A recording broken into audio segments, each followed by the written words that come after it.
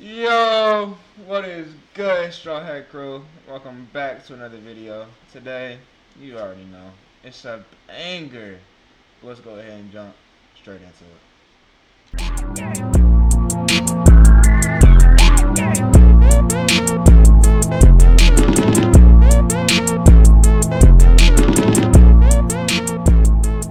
Alrighty, and for today's video, we got the P Diddy verdict is everything wrong with America. Now, if y'all don't know, hold on, let me scoot over a little bit actually. If y'all don't know, P Diddy's out. Mr. Freeman, I have terrible news. They've let him go. Who? LaMilton? Yes, But I thought he was in the system. the fools let him go. He's out of the system? Oh, no! Yup. I know. But let's go ahead and watch this video. The Diddy trial is everything wrong with society. Diddy walking almost completely unscathed tells you everything, showing so clearly that we're now in a world where with enough money, power and connections, you can— That is factual, my nigga. Because no way anybody regular has that much like evidence against them, that much like with that many witnesses, that many testimonies, all that against them. Excuse me. Has all that against them, and they walk out. Only way you do that is if you have money or a shit ton of influence. And even then, I don't even know if you can do that without the money. You have to have influence and money. just do whatever you want, no matter the consequences. As Diddy is just one of many high up elites that can walk away from courtrooms without ever facing real justice, which is such a huge surprise. But the Diddy verdict is more outrageous than most. This isn't just like OJ Simpson, as Diddy is now acquitted of the most serious charges despite overwhelming evidence of all of his evil activities, let alone all the other stuff that he's been accused of for the last few decades. His actions were so bad and horrific that even one of his biggest lawyers quit as he just couldn't serve him. That was an unprecedented move at this echelon of the legal industry, and yet this whole time— Made a lawyer quit. Oh yeah, this nigga. Yo, this nigga is really the Joker. For real.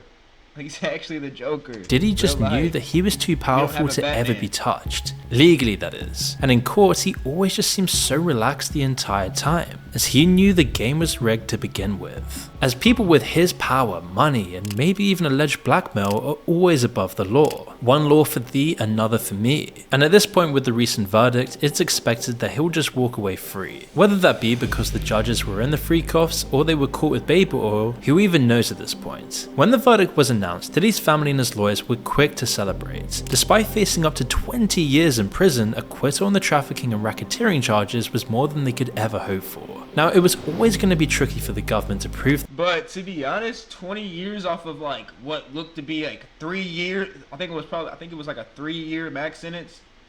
Not like 3 lifetime, my fault. Like a 3 year lifetime max sentence. Like from 20 years to that, shit, I'd be happy too. their case completely. Racketeering charges, which were originally designed to take down the mafia, are notoriously hard to make stick.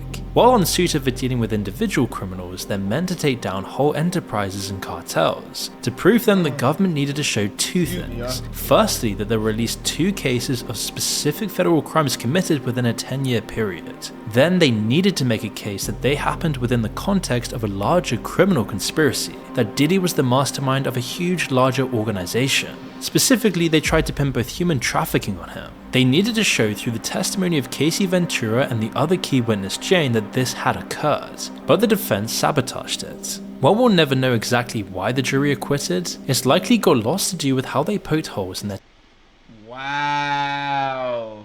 So the whole jury that was supposed to be there that day vanished. Damn. I wonder what could have happened. testimony. The prosecution had what people have called a meticulous, almost academic case. They showed clear cases where they alleged this happened, and then they went into excruciating detail. But most importantly, they put a lot of pressure on the jury to match up this evidence with the idea of Diddy as a criminal mastermind, rather than just as a powerful but flawed individual. This was where they stumbled, and where Diddy's defense team struck their blow.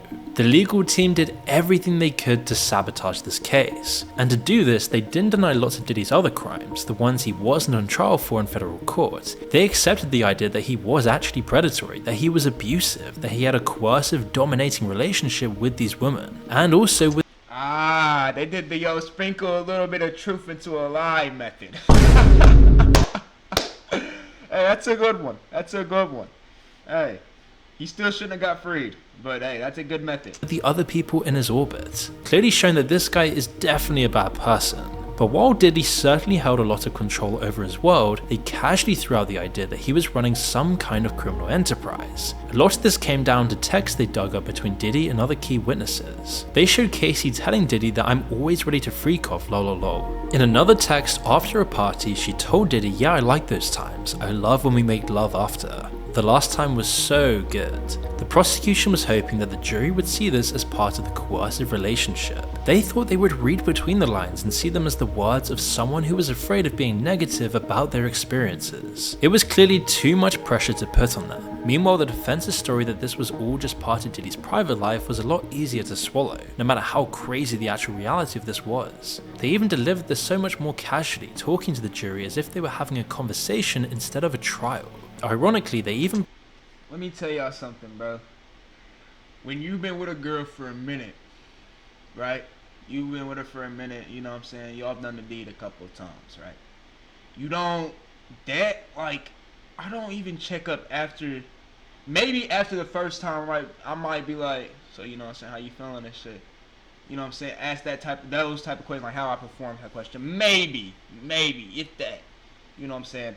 You're not gonna be asking your girl how you performed after you all just did it in the motherfucking shit.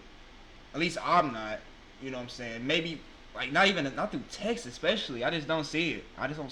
borrowed a trick from the mafia. Diddy was made to look as old and grey as possible sitting in the courtroom, dressed up like a man in his 70s rather than his 50s, all while he was eerily calm, as if he wasn't facing decades in prison. This was all part of a campaign to sow doubt in this criminal mastermind idea. The prosecution's analytic attacks didn't stand up to this more emotional case made by the defense team. The government coincidentally overreached, and they paid a huge price, as now Diddy can easily walk away with just a few years, even just a few months at this point, confirming what nearly everyone already knew about the American justice system. It's all about money. Diddy's money and power gave him the resources to employ a massive, well-funded, I know I'm pausing a lot. This video is short, so y'all gonna listen to me yap anyways. But we're a capitalist society, which is business and economically ran. You know what I'm saying? So like, yeah, we're gonna be money driven. We're gonna be money hungry. That's what capitalism means for real. intelligent defense. These teams have deep connections with the judges and every aspect of the legal industry. They can easily pull the strings and are often friends with the people they're dealing with. No public defender could have towed the line that they towed. Regular people accused with much less supporting evidence have been given life sentences for this sort of thing. Meanwhile, Diddy's millions meant he could play the system and get off with the absolute minimum in punishment. But there was so much evidence that painted Diddy in such a bad light. The raids and what they found, the mountains of substances, baby oil, firearms, the months of witness testimony, the actual video evidence of the abuse. It all meant next to nothing in the face of just a well-funded defense that knew exactly where to put the pressure. And Diddy being found not guilty of racketeering also set a very scary legal precedent, that now it's going to make it so much harder for any elite to be ever charged with racketeering. We see this time and time again almost every year at this point, that the elites work together in a club and you're not in it. Mr. Jeff also got the same treatment. Through his ties to presidents, royalty and top executives, and possibly even Mossad, he avoided real... Hold on, chat. I gotta figure out what racketeering is, though.